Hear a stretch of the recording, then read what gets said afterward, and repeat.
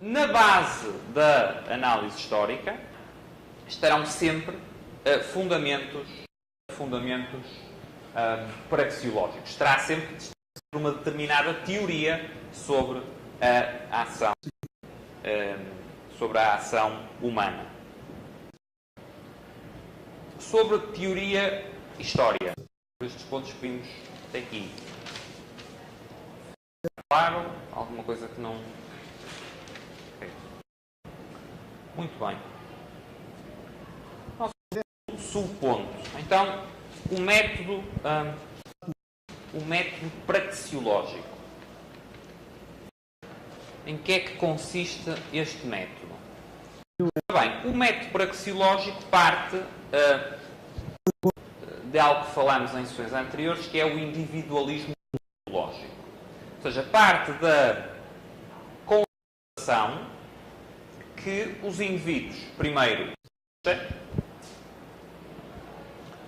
e que os indivíduos agem conscientemente. Portanto, os indivíduos existem e agem conscientemente. Este ponto de partida, conforme falamos é um ponto de partida que não dispensa, como forma de conhecimento, uma margem de crença. Portanto, há um ponto que não é, vimos na última sessão, eu chego a um ponto que não é ele próprio demonstrável.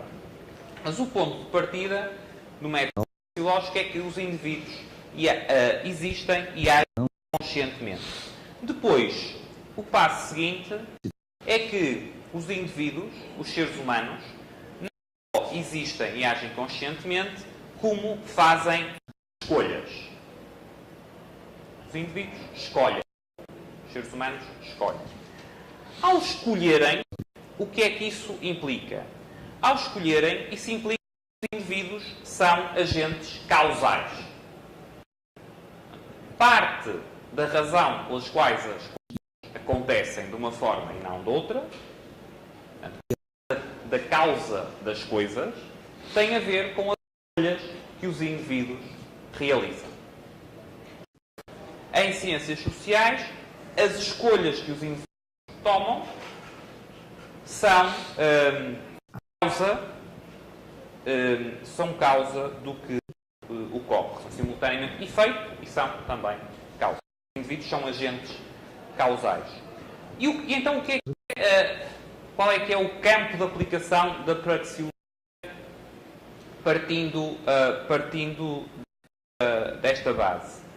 O campo de aplicação da praxeologia é basicamente a aplicação logicamente consistente desta categoria conceptual de ação humana. Ou seja, os indivíduos agem conscientemente, os indivíduos escolhem, okay?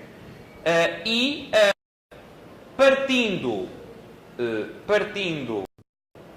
destes axiomas básicos e de auxiliares, nós, por via de raciocínios lógico-dedutivo, vamos estabelecendo as tais leis gerais, neste caso sobre a ação humana. Okay? Portanto, partimos dos axiomas e depois, por um processo lógico-dedutivo, por um processo mental lógico-dedutivo, vamos fazendo sucessivas aplicações mais gerais da categoria conceptual de ação humana. O que é que são alguns axiomas auxiliares que utilizamos em praxeologia? Primeiro, que estes indivíduos que agem e escolhem são indivíduos que ordenam valores e fins. Eles são avaliadores de fins, têm objetivos e ordenam esses valores. Não escolhem de forma aleatória nem caótica.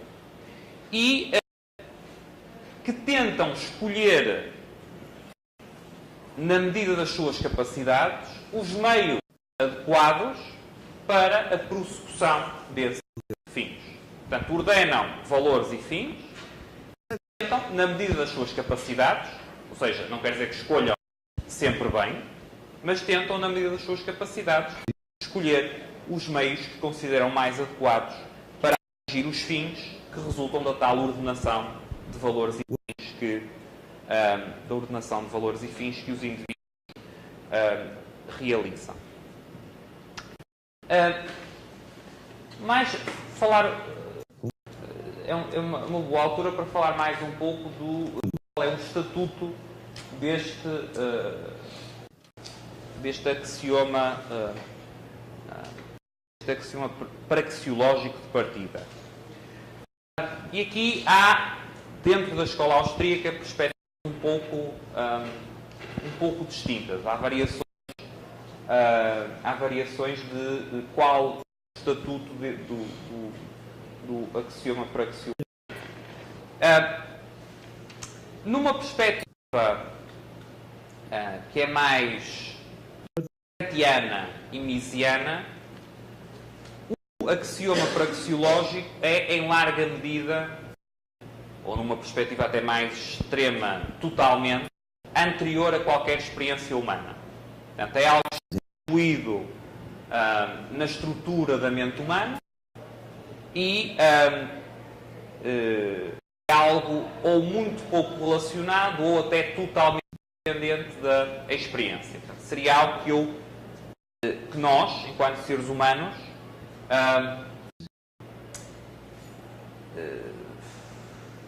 algo que tomaríamos consciência essencialmente por introspecção e, a partir daí, eu teria o processo logopedutivo de forma mais ou menos pura. Uma interpretação, ou uma variação desta interpretação da natureza do axioma praxeológico dá, numa linha um pouco mais Humeana, David Hume e também da Hayek, peso maior à experiência. Ou seja, para além da introspecção, associa a tomada de consciência do axioma praxeológico à experiência na observação de outros seres humanos e da conduta em sociedade. Okay? Humeana e Hayekiana. Portanto, Hayek de novo. não, primeiro disse e Mises. E depois Hayek e Hume. Isso era o que eu queria ter dito.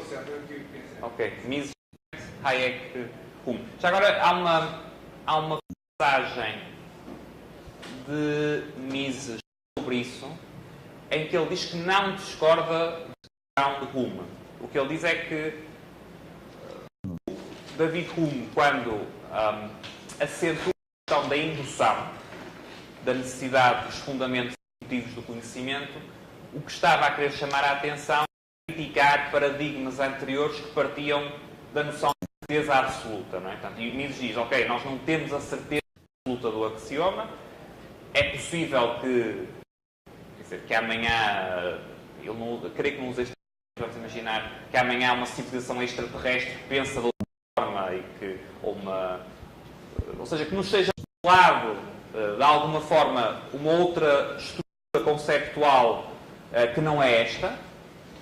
Portanto, isto não é uma impossibilidade, nós não podemos ter a certeza absoluta da estrutura, mas e nesse sentido Mises diz que está correto em apontar, chamar a atenção para a valoração também da indução em termos epistemológicos, mas o que Mises diz é, com os dados que temos, podemos proceder ou devemos proceder mais ou menos tendo a certeza de que é assim. Ou seja, talvez possa ser de outra forma, mas nós, com as nossas capacidades, com as nossas mentes, não temos, nas presentes circunstâncias, capacidade de articular as coisas de forma diferente. Mas isto para dizer que Mises também não, em nenhum momento, pelo menos em nenhum momento que eu tenha lido e me recorde, se assume como anti-David Hume, anti-visão indutiva. Agora, o que é que Hayek dá um peso bastante maior a esta componente indutiva, esta fonte por via da indução, e Mises reconhece que o ponto humiano epistemológico sobre a indução é válido, mas depois na forma como ele relaciona o axioma com o método praxeológico, na prática acaba por dar menos relevância à componente indutiva e por, embora reconhecendo que nós não temos a certeza absoluta do axioma, agimos mais ou menos como se tivéssemos. Portanto, a nossa abordagem do método praxeológico é como se tivéssemos.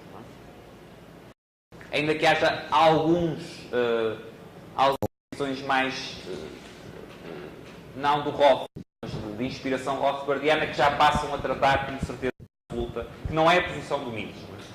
O meu ponto é que a posição do Mises, a este respeito, é pelo menos formalmente compatível com a de Hayek e com a de Hume, ainda que haja depois algumas interpretações, mais do que de Mises, algumas interpretações de Rothbard que quase esquecem, quer dizer, dão um salto seguinte e quase esquecem sequer esta